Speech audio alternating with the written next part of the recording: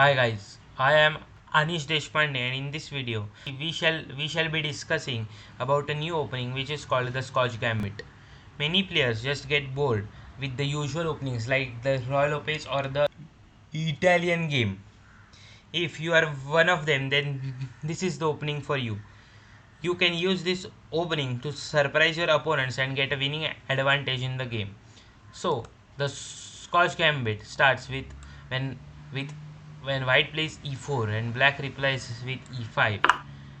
White plays knight to f3, knight c6, pawn to d4, e captures on d4, and instead of capturing this pawn back with the knight, white plays his bishop to c4. This opening is called the Scotch Gambit. The main strategy for white in this opening is to attack the white king and doesn't let him castle in the game. So there are many ways here in which black can continue. The main variation of the Scotch Gambit is knight to f6, then white castles, knight captures on e4, rook to e1, attacking the knight, pawn to d5.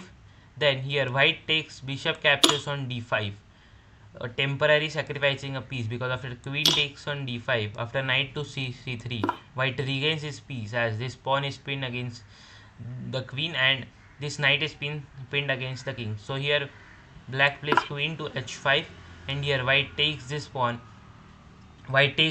on e4. Then to prevent himself from any discovered check, black plays his bishop to e6 and this position is considered as slightly better for white as he is going to regain his sacrificed pawn on d4 and black's king is move is a move away from going into safety. So there is a small trap in this opening which I thought you should be known of is that if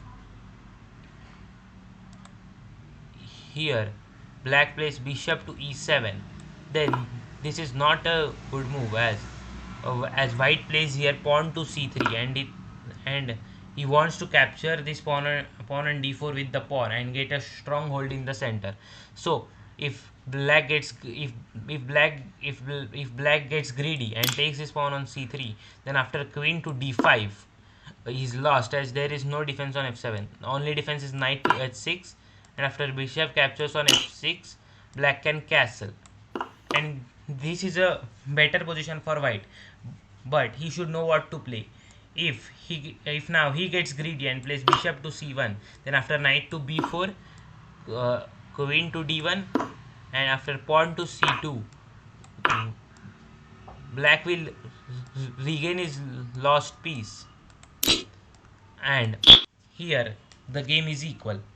But instead of playing his bishop back to c1,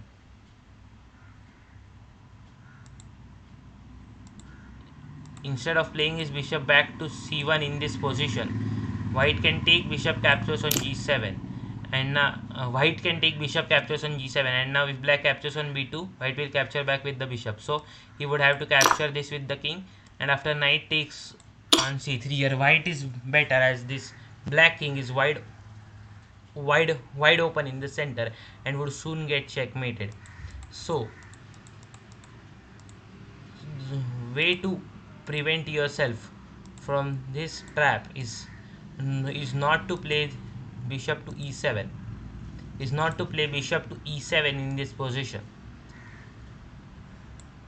So in later videos of Scotch Gambit we will be seeing some amazing games in the Scotch Gambit. Meanwhile, if you like this video, then subscribe to my channel for more such interesting videos.